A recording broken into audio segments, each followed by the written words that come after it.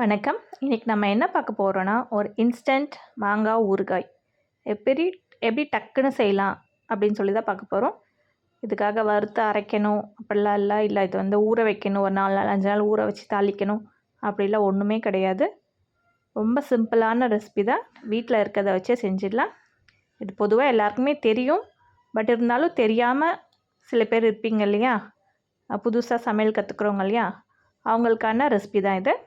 So இந்த மாங்காவை நல்லா குட்டி குட்டியாக கட் பண்ணி எடுத்துக்கோங்க. ஒரு ஒட்டு மாங்காய் எடுத்துக்கோங்க. ஒட்டு மாங்காய் தான் கொஞ்சம் நல்லா டேஸ்ட்டாக இருக்கும். குண்டு மாங்காய்னா சிலது புளிக்கும். ஸோ புளிக்காத மாங்காவை பார்த்து எடுத்துக்கோங்க. இந்த மாதிரி குட்டி குட்டியாக சாப் பண்ணிவிட்டு அதில் கொஞ்சமாக மஞ்சத்தூள் ஆட் பண்ணிக்கோங்க. அடுத்து தேவையான அளவுக்கு உப்பு ஆட் பண்ணிக்கோங்க. அடுத்து காஷ்மீரி சில்லி, இது வந்து காரமே இருக்காது, சும்மா கலருக்காக. பார்க்க நிறைய போடுற மாதிரி இருக்கும், ஆனால் வந்து இதில் காரம் இருக்காது. ஸோ ஊறுகாய் உங்களுக்கு பார்க்க நல்லா கலர்ஃபுல்லாக இருக்கும். இதை நல்லா கலந்து வச்சுக்கோங்க. இந்த மாதிரி நல்லா மிக்ஸ் பண்ணிடுங்க. அடுத்து ஒரு பேன் வச்சுருங்க. பேன் நல்லா ஹீட் ஆனதுக்கப்புறமா அதில் நல்லெண்ணெய் ஊற்றிக்கோங்க. நல்லெண்ணெயில் தாளிங்க, அப்போ தான் வந்து நல்லாயிருக்கும் ஊறுகாய், டேஸ்ட்டாக இருக்கும். நல்லா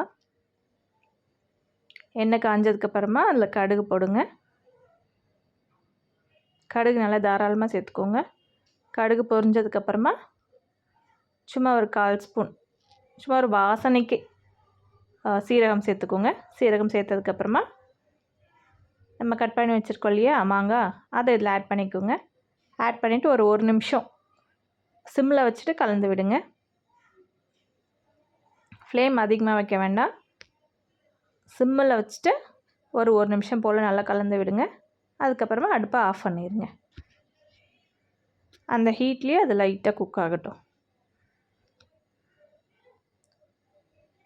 பார்த்திங்களா நல்லா எவ்வளோ கலர்ஃபுல்லாக இருக்குன்ட்டு. இதுக்கப்புறமா இதில் நம்ம கொஞ்சோண்டு வெல்லம் சேர்த்துக்கோங்க.